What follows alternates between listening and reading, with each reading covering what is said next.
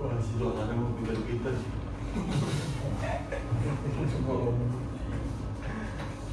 Oke, semuanya kita mulai ya.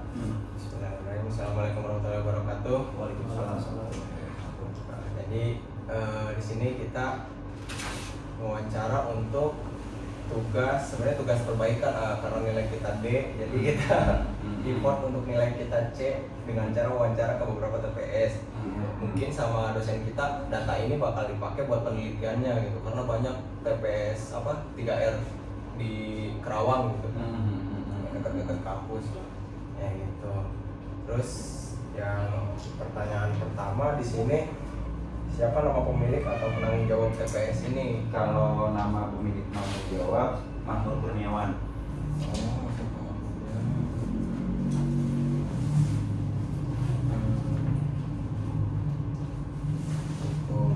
Nomor telepon berarti nomor telepon yang tadi ya? Iya, tadi. Terus nama resmi TPS 3R ini? Nama resminya TPS 3R Mekar Mandiri.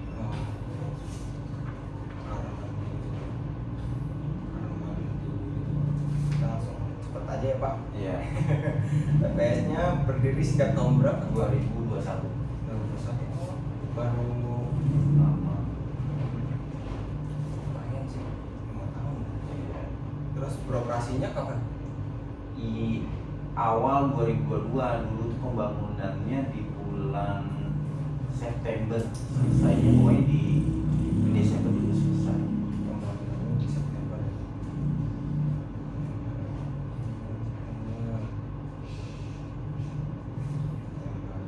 Terus luas lahannya berapa ini Pak? Ini luasnya hampir 200 meter. 200 meter. 200 meter kurang lebih ya. Iya. 200 meter. Terus lahan ini milik sendiri desa, pemerintah? Tanah desa, tanah kas desa, TKD. Dukung berarti ya desanya bagus ya? Nggak kayak desa. Tanah desa. Dari mana sumber pendanaan awal pembangunan TPS ini? Nah, sumber awal pendanaannya ada dari bantuan provinsi. Bantuan provinsi. Provinsi. Terus itu perkiraan modal awalnya gitu Kak, investasi awalnya berapa tuh? Di estimate dulu di RAB itu kisaran 30 juta. 30 juta. Oh, tapi sekarang udah segede gini ya? Iya, Ada karena masih- kolaborasi dengan Oh. Badan Usaha Milik Desa, Oh. jadi digabungkan. 30 jutaan ya, 30 jutaan dari provinsi dikolaborasi dengan desa. Oleh, MD. Terus jumlah pekerja yang aktif Yang aktif itu ada 6 orang. namanya bagus lah ya. Nah, Terus TPS 3R ini struktur organisasinya punya Pak. Terus siapa aja yang bertanggung jawab? Oh, ada ketua KSM-nya Ade Kurniawan. Ketua di Penanganan.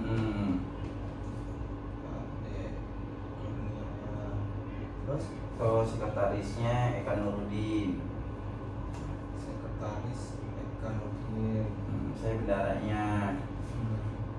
Bendahara Pak Mahmud.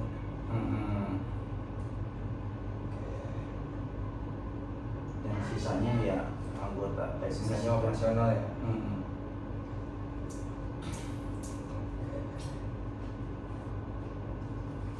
Terus rata-rata menanya nggak?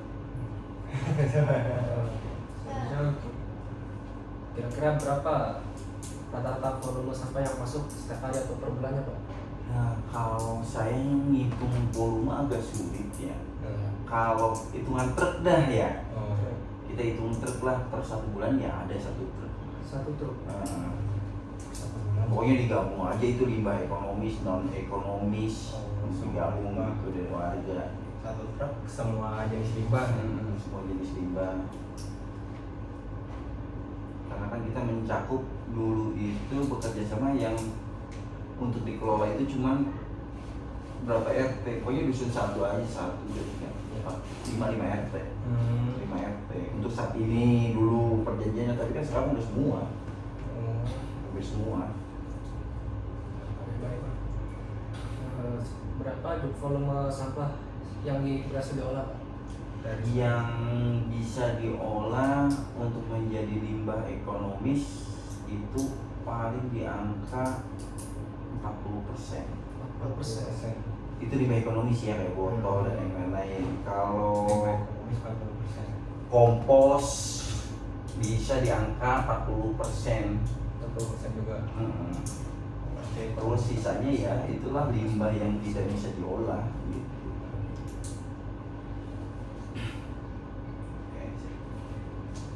Terus berapa volume residu yang dikirim ke TPA-nya? Kalau volume residu itu sedikit, paling 10%. 10%-an. Iya. Sisa diolah itu 10%. Makanya berapa bulan ya limbah residu itu hampir 2 bulan kadang baru kita ngirim gitu, tidak terolah gitu. Selanjutnya jenis sampah apa saja, Pak, yang diolah? Sampah Organik, plastik, kertas, logam, atau kaca? yang di sini yang lebih banyak itu plastik. Plastik. Kayak botol plastik gitu kan. Terus paling kalau ranting kan jarang gitu kan, sayur-sayuran yang limbah sayur itu ke kompos. Dan untuk kapasitas desain TPS 3 hari ini apa, Pak? Apa? Kapasitas desain TPS ini? Ya kapasitas desain tuh kayak apa lagi? Berat ininya. Maksudnya kapasitas desain itu maksudnya Buat kapasitas TPS 3 ya skip dulu dah. Ya, iya. Iya lewat dulu. ya. Saya nggak ngerti lagi itu. Sebenarnya ini untuk berapa kapasitas aktual pengolahan saat ini, Pak? Nah, kalau untuk sekarang kan saya bekerja sama dengan perusahaan luar juga Ya. dari pabrik. Ya kalau per pengelolaan limbah ekonomi itu hampir 10 ton ya. Untuk Limbah ekonomisnya. Ekonomisnya 10 ton. Iya, bekerja sama dengan area perusahaan gitu, bekerja sama dengan perusahaan. Nah sekarang ada perusahaan yang diwajibkan bekerja sama dengan TPS 3R. Oh gitu. Iya, itu anjuran dari LH. Gitu. Dan limbahnya itu ya limbah ekonomis kayak botol, kardus, plastik, kertas gitu. Untuk harinya apa saja, Pak? Untuk TPS 3 ini beroperasi? Apa? Harinya apa aja, Pak? Hari Oh, Senin sampai Sabtu. Senin sampai Sabtu. jam kerjanya dari jam berapa sampai jam berapa? Jam sebenarnya ini mah karena tangguhnya 8 jam sih normal. Oh normal. 8 kita kan 4 kan. Seberapa sering pengangkutan sampah dilakukan? Untuk sampah kalau untuk yang warga 2 minggu sekali. Kalau pengolahan ya kita hampir 1 bulan. Pengeluaran dari hasil olahannya.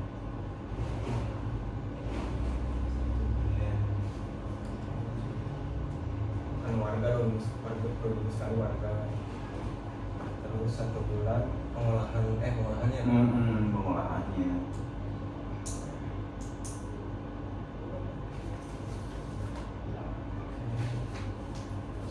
Selanjutnya, berapa pendapatan dari penjual komposnya? Kalau untuk kompos nggak banyak, paling ini bicaranya nominal uang apa tonasenya? Oh, pendapatan dari penjualan nominal uang. Nominal uang paling per apa itu? Per bulan apa per Apapun lah. kalau per ya, bulan ya, kita ya, gini ya. lah, estimasi lah kalau per bulan paling di angka 5 jutaan. Lebih banyak yang plastiknya dibandingin Yang kompos. ekonomisnya ya. Kalau untuk penjualan plastiknya berapa pendapatannya? Kalau plastik lumayan hampir per bulan itu 30 juta. Apa kotor ya? Kotor belum operasional kendaraan, tenaga, listrik. Gitu. Jual kertas, logamnya? Kalau untuk kertas, kalau logam nggak ada sih. Oh, kertas. Paling kalau keras ya kardus. Iya. Paling kardus nggak banyak itu, paling sebulan paling 2 kintalan. Karena waktu udah tahu sendiri, mau kali ke sini, dijual aja duluan. Langsung ya. Iya. Langsung. Oh, tapi dari yang kardus itu berapa tuh Pak kira-kira Apanya? pendapatannya? Paling gue cuma nggak banyak. Juta per bulan. Apakah ada iuran warga Pak? Berapa besar iurannya? Nah, untuk warga itu bukan iuran tapi sistemnya bank sampah. Ngomong sampah. Jadi dia sampah yang dia tabung misalnya dalam waktu 2 minggu berapa kilo yang ekonomis dan sekian dimasukkan ke tabungan.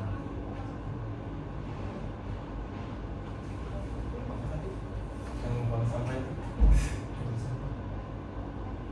gimana kok maksudnya iuran warga itu tadi? Kayak bank sampah, jadi dia itu nabung Oh, per 1 bulan nih dia mengeluarkan sampah ke kita, misalnya ada 50 kilo itu dikali 3.000 jadi 150.000 gitu. Jadi bukan malah dia yang membayar, tapi kita yang membayar dari hasil penjualannya dia gitu. oh. Jadi sistemnya kita pakai bank sampah. Oh, jadi kalau TPS ini pernah dapat bantuan pemerintah nggak Pak? Contohnya apa aja kalau nggak tahu? Yang BUMD itu. Oh enggak, kalau itu dimitra bekerja sama. Oh, iya. Belum dapat. Oh benar. Iya dapatnya ya dari awal aja nih pembangunan sama modal awal. Oh iya. Sininya enggak. Hanya modal awal aja. Kalau kendaraan dapat cator, kalau nggak salah 1 tambahan itu. Sama cator. Kalau menurut Ada nggak pertanyaan untuk kendaraan? Nggak ada. Personal. ada Pak. Terus kalau boleh tahu biaya gaji pekerjanya per bulan tuh berapa? Kalau untuk pekerjaan bervariasi, ada tenaga ahli, Oh, ada iya. yang tenaga non ahli. Kalau yang non ahli itu saya bayar per bulan itu hampir yang nggak perlu saya hitung dulu ya. Per bulan itu 6 orang kalau itu untuk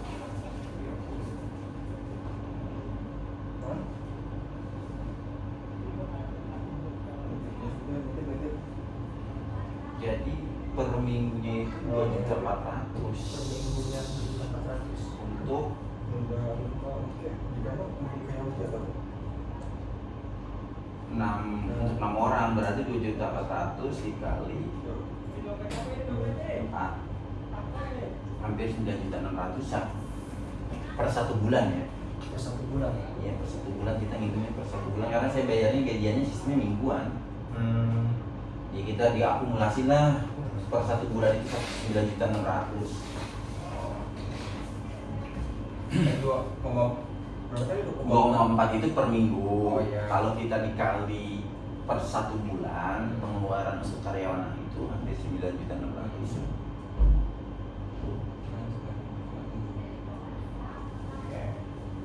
Terus listriknya Pak? Kalau untuk listrik saya biaya listriknya sampai 500.000 Per bulan. per bulan. Karena kan saya mencacah juga. Terus berapa biaya BBM? Kalau BBM solar per 1 bulan itu cuma 200.000 ngepres. Tapi murah banget ya. 200.000. Hmm. Terus biaya perawatan mesin. Kalau maintenance biasanya saya itu nggak sampai per bulan sih, paling per 3 bulan itu hampir 1.500.000 saya pisau masuk pisau. Biaya transportasi Pak. Nah kalau masuk transportasi itu kita hitung hampir 3 jutaan. 3 juta.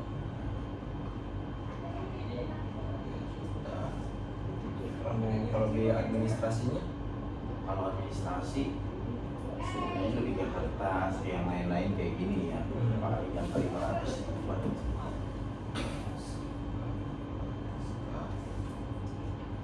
bangunan ya. Nilai investasi bangunan. Nah Ada. ini nilai investasi bangunan ini saya berapa lupa ya, pokoknya di angka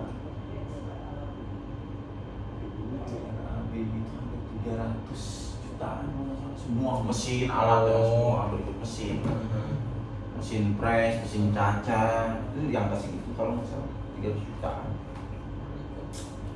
Udah lama sih.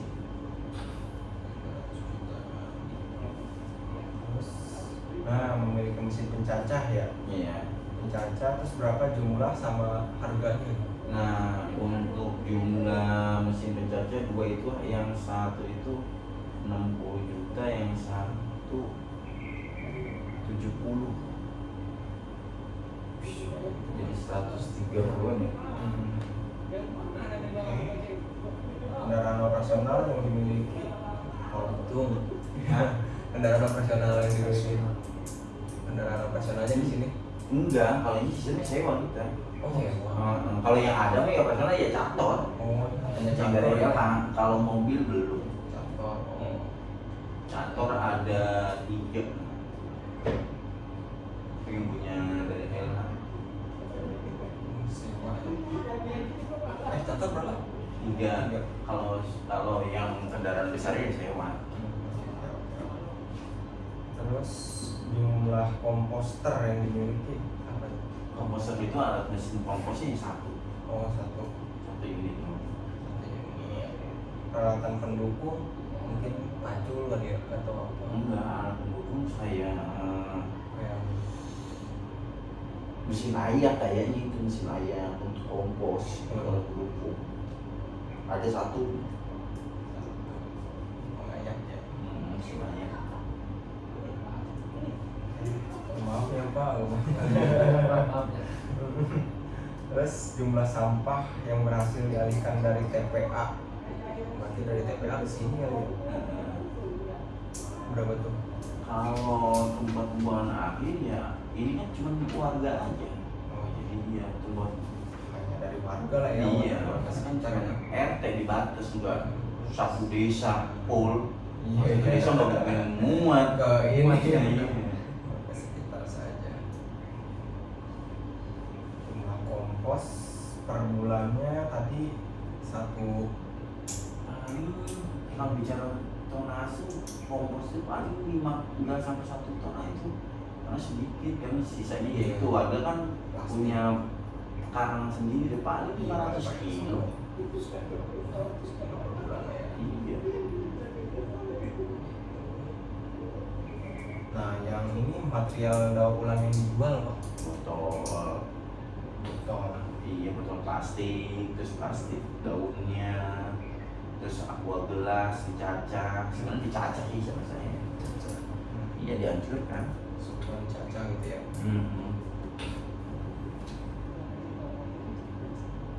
Oh, tadi residu yang dibuang ke TPA berapa persen ya?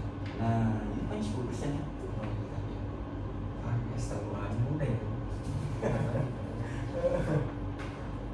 Ini rumah tangga pelanggan TPS 3R, jumlah rumah tangganya. Nah, ini kalau kita hitung per kakak 200 berarti 3 RT 600 kakak. 100 kakak. 100 kakak 3 RT. 3 RT ya. Jumlah rumah tangga di wilayah layanan. Tadi 600 kakak ya. Iya. 600 kakak. Bagaimana tingkat partisipasi masyarakat semuanya? Nah, tingkat partisipasi sih karena kita terbatas ya. Yang partisipasi untuk sementara ini ya cuma 3 RT aja. Itu program bank sampahnya itu dibatasi karena tempatnya nggak cukup. Diprioritaskan karena tempatnya.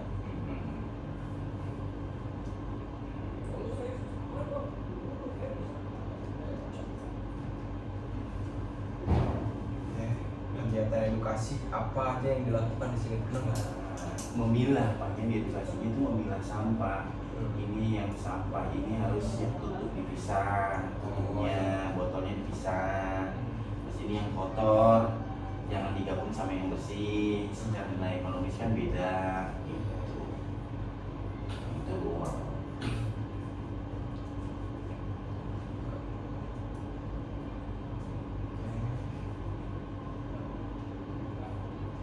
masyarakat yang sering diterima ada nggak? Cuman kalau keluhan baunya sih. Oh Iya, bau gitu. Kalau tidak cepat-cepat diolah. Kalau ini cuaca hujan, gimana ngolahnya itu? Iya lagi. Harus dijamin dulu, itu kan susah dijemur, dikeringinnya susah. Kalau SOP ada di sini. Kalau disebut paling standar operasional yang sifatnya teknis doang ada SOP-nya. Kerja, kayak bekerja harus pakai helm, terus pakai sarung tangan gitu doang, SOP biasa. Oke. Apakah memiliki jadwal operasional tetap? Ya itu tadi ya, seminggu. Satu 6 hari ya. 5 hari, 5 hari. sampai Sabtu ya? 6 hari. 6 hari, terus jam operasionalnya ya 8 jam. Oke. Terus pekerjaannya pernah mengikut pelatihan nggak? Pernah. Pernah ya. TPS 3F sering kan? Sering. Terbilang sering. Ada kemitraan dengan pemerintah ada tadi ya. Iya. BUMD ada. BUMD sama LH ya. Iya, kalau kita bekerja TPS 3 dengan perusahaan PT swasta, Oh. swasta juga kerja sama kita. Berarti kemitraan dengan pengepul swasta ya.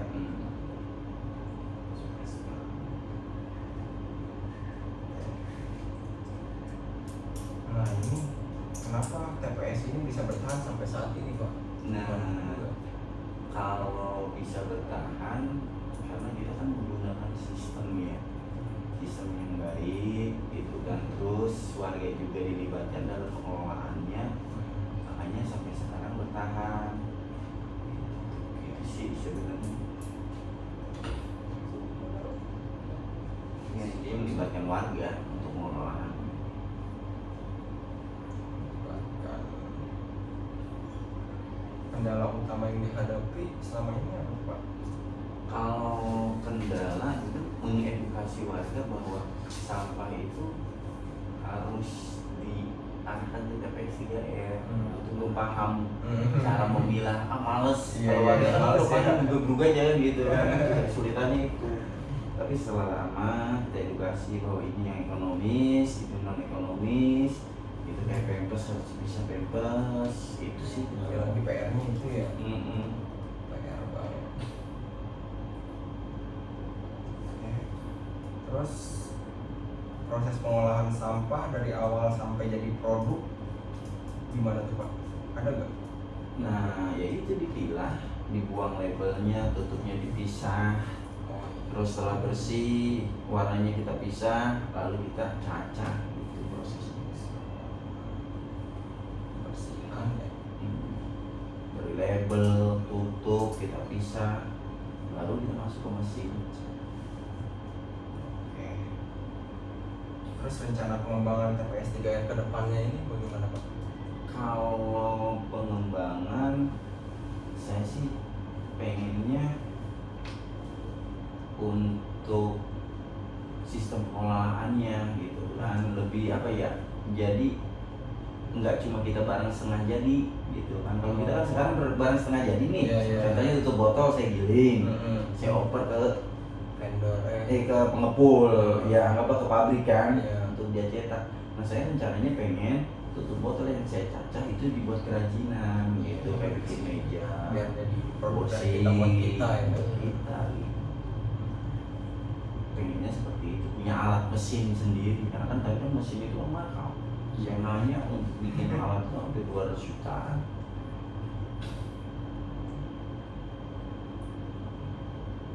Produk jadi sendiri. Disebutnya mesin injection atau molding. Iya benar.